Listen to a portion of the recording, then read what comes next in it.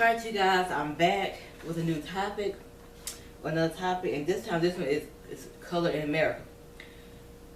This video is Color in America, and this one came about because something happened. This is 2019 now, so last year 2018. Something had came up where there was a photo. It was Nicki Minaj and Kimball, and how Nicki Minaj is light skinned, and they had Kimball standing behind her doing her hair, and she was dark skinned. And she kind of really wasn't dressed all, decked out, and Nicki Minaj was.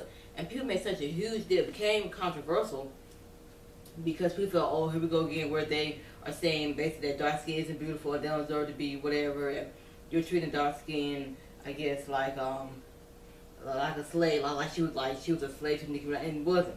And I feel a lot of times people take things and they turn it into something that is not. And the thing about it is, we must have powerful when it comes to being influential. We're very powerful. Persuasion is very powerful, and a lot of us have that. So a lot of times you gotta be careful. You don't want, instead of persuading people to be angry about something and to criticize something, create controversy, why not praise two beautiful, successful women? And that's part of the Bible about. Both those women are successful in their own right. So how can you feel that they were lifting up one and tearing down the other? And that wasn't the case at all. I think sometimes some people, when they're feeling a certain way, they'll see something where that's not, because they don't want. It's almost like they don't want you to. Then that's okay. You know what I'm saying? Just like a lot of people are so sensitive, like the LGBTQ community, how they get so sensitive nowadays to things people done a long time ago, or if it's your religious value, don't want you to support something. That's a whole different topic.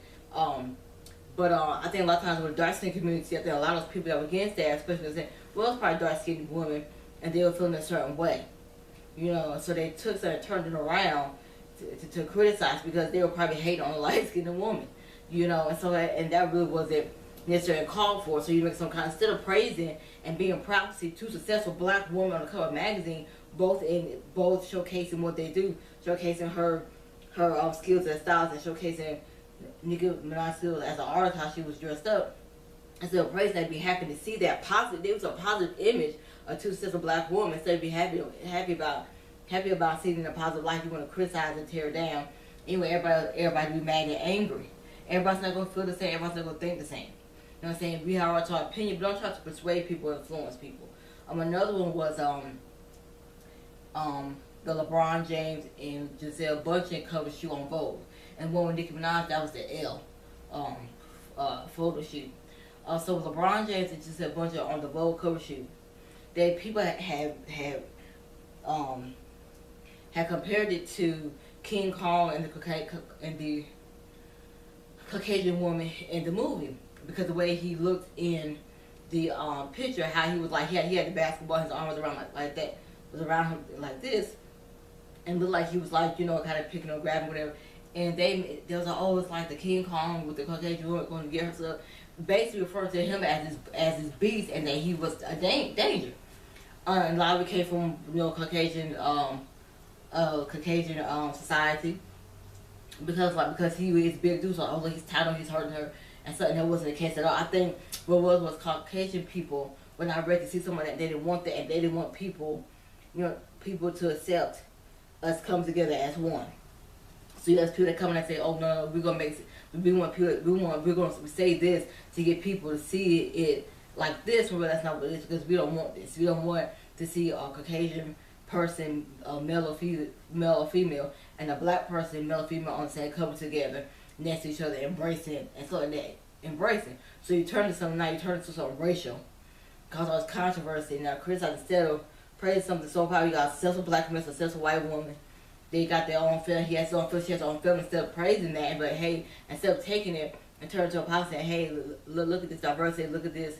These two coming together. Bridging that gap and removing the divide. And they're coming together. I'm saying that, instead you want to be against it, because you don't want, people to, you don't want Caucasian and African American people to get along, to hang with each other and be successful together and do anything together as far as business wise go, And it's just crazy, But a whole part of Color in America is this whole light skin, dark skin thing, and something from way back then. Because there was a time where if you was dark skinned, you wasn't getting no platinum members or come at you or talk to you wasn't considered attractive. Cause especially like with African Americans when it first came, like the whole slavery thing, when we came into the world, we were dark skinned people. Back in the time of that slavery is why we got the Negro and the N word, and we got gorilla and monkey and all the names that we got because we were really, really dark. You know what I'm saying? Skip marks and all stuff like that, and looked at as dirty, called dirty. You know, and so we're not seen, so dark skin not seen as attractive. The light skin comes in, and light skin could get away more. They were looked at as better than the dark skin, especially the dark skin. So I think that's how they looked at it, as if they were saying that light skin is better than dark skin, and that wasn't the case at all. And so they were way too much into it. A lot of people, depending on who it's coming from, a lot of times somebody with something that's a strong statement like that, a lot of times I tell them it's usually coming from that person. And somebody saying, oh, it's usually coming from that dark skinned person. So somebody saying, oh, well, why are you praising the light skinned, not dark? They're not trying to say that's a dark skinned person saying that, because light skinned person really ain't gonna say that. They might understand, but they're not gonna say that. Just like with you know, so just like homosexuality, somebody may say, oh, that was wrong, okay, or don't go to Chick-fil-A, eat there because the owner revealed his religious beliefs about stuff like that, but he never said any gay slurs or had little gay jokes or said anything disrespectful against gay people. He just expressed about his beliefs. Now you're telling people not to eat at Chick-fil-A. You know, and it's ridiculous, it's crazy. I think sometimes in this world we're too sensitive and we overreact to things that it should not be overreacted to. And it was because it really wasn't that big of a deal. People made it a big deal. And I think a lot of people with this comments, they're wrong for that. You know, so when you think about it, these are two successful black women, you know, at the top of the game, and you want to sit there instead of praising that positive image, you want to take and turn to a negative. You know, it's like we want to promote negativity instead we want people to see us in this way. And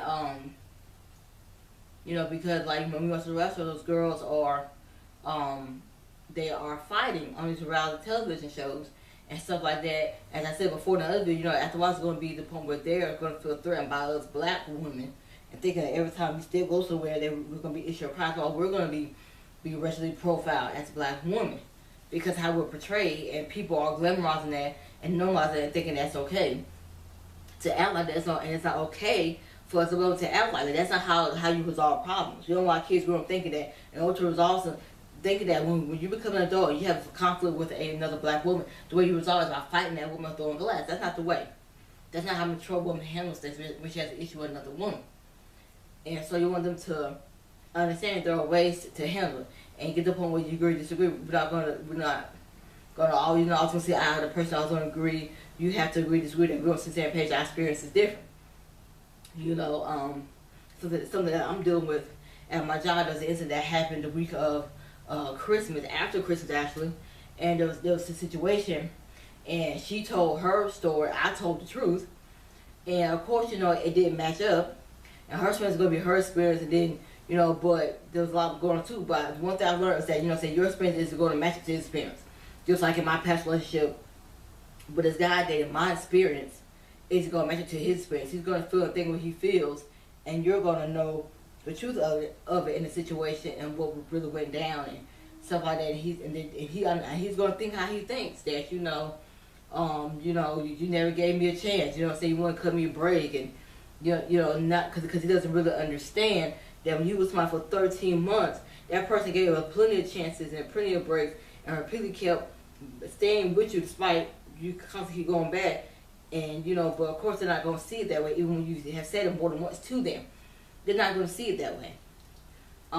You know, so, well, he wouldn't see it that way, and his experience was his. He didn't feel that I gave him a chance, or I never cut him a break, which wasn't true. I did. But I can't keep, you know, giving you chances to keep cutting you a break, you know. And everybody's experience is different, you know. He didn't see that what he was doing was hurting anybody, you know, but it was. A lot of times when people are in the act and stuff, they can't see how they're doing is hurting somebody. But the point is, you know, everybody's experience isn't the same. It's not going to match up.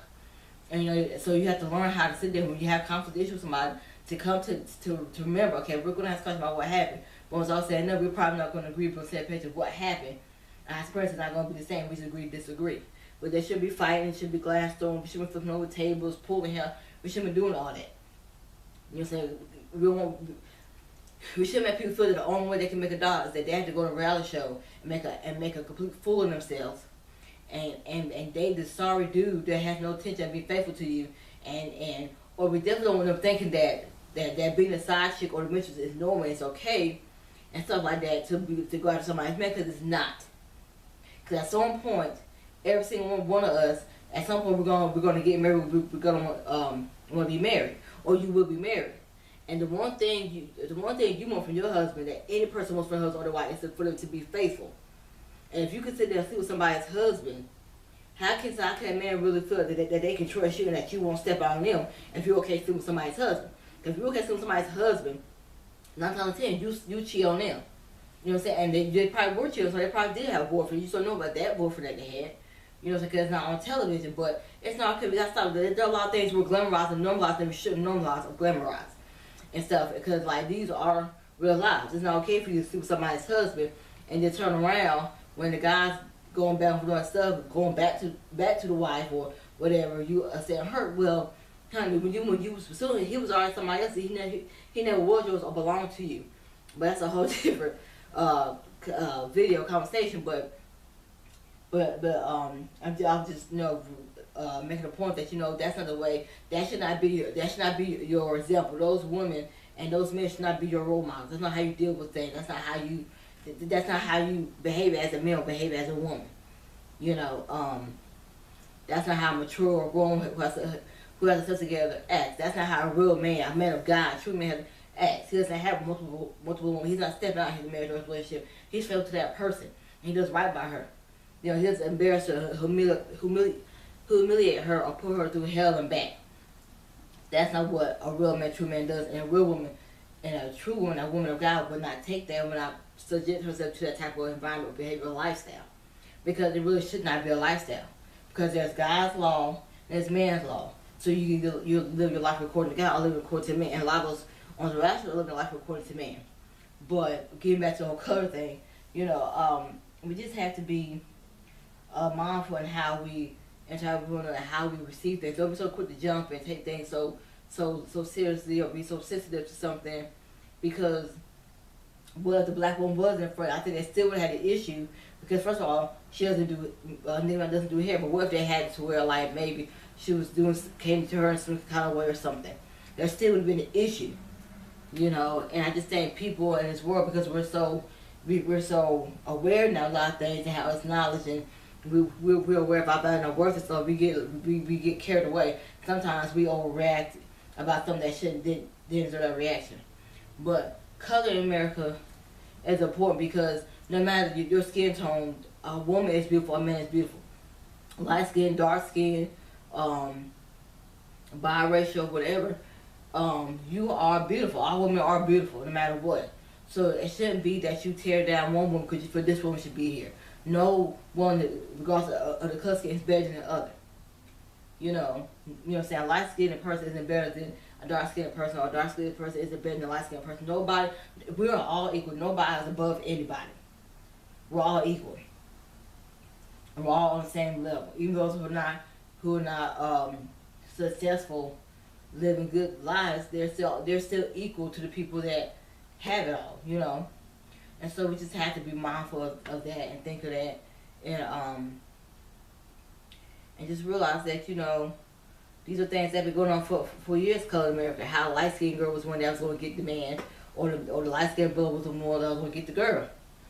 You know what I'm saying? But days are changing. You know what I'm saying? We know days are changing where dark skin is in there. So there's no reason for you to be upset when you see a photo like that, or when you see a black man with a white woman. You know what I'm saying? Dark skin is in there. You can't just assume that because he's a big guy, or he's a beast now, or he's an animal, or he's going to do something harmful to this world, or because she's a white woman. Because if that was an African American model next to him, and not a white woman, they wouldn't have did the King Kong thing. It wouldn't have been a big of a deal. But so we kind of have to just be mindful, like, okay, you know what I'm saying? Dark skin's in. I realize dark skin's in now. It's not a big deal, because we know first of all, why are you looking for a magazine or something else to validate you as a person? what I'm saying? If you believe that dark skin woman, you're beautiful and gorgeous, then you're beautiful and gorgeous. You don't need a magazine or a model. You shouldn't have to see someone out there. I mean, yeah, it's good to see somebody that's your skin tone because it kind of encourages you and builds up your confidence. But you should already, but because of validation, you should validate yourself. Don't look, you know what I'm saying? Don't look for validation from a man or any person or anybody. You know what I'm saying? If you feel you're a beautiful dark-skinned woman, you're a beautiful dark-skinned woman. If you feel you're a beautiful light-skinned woman, you're a beautiful light-skinned woman. You don't need a magazine's validation or a mom's validation or a music video or a movie to validate say that, oh, I'm beautiful. You know what I'm saying? Look into your mirror and encourage yourself and build confidence in yourself and validate yourself. Because if you rely on other things, it's not going to turn out good. You'll be going down the wrong path. You're doing things that you wouldn't do. Because they'll start turning to low self-esteem, not having high self-esteem. When you validate yourself, you build up your self-esteem. You have a high self-esteem. You know, so just remember that. So I challenge you to validate yourself, build yourself up. You know what I'm saying? Encourage yourself to build up your confidence. You know what I'm saying? So that way it builds up your self-esteem. You can have high self-esteem instead of low self-esteem. So that way you're not sitting here throwing your. So that way you start having standards, having high standards instead of low standards, and just taking whatever you get, feeling that, oh, this is what I deserve. I don't deserve it. I don't deserve it. No, you're a God's child. You deserve better. You don't deserve you don't deserve no sorry busted brother. They can't do nothing for you. You don't deserve that. You deserve a man that has stuff together. That's a man of grace. That's a man of God. A man that believes in equality, that respects you, and respects what you have to say. And those are smart women. You deserve great. Build up your self-esteem. You know, smile to say every day in the mirror and say, "Oh, I'm a beautiful woman." You know what I'm saying? So that's a challenge I issue to you today. Stand in front of a mirror and say, "Hey, I'm beautiful. I'm loved. I'm gorgeous, and I'm amazing. And I don't have to do this, and that to get somebody or for somebody to notice me or to be successful. I don't have to do all that. I don't have to sell my soul or sell my body or do whatever. You know what I'm saying? The gifts that God has given me will make me successful. I will become successful using those gifts and those talents. And so, think of those things. Think of positive thoughts. Make sure you have a positive thought every morning before you start your day. Have positive. When you sit in the mirror, you brush your teeth, wash your face, whatever.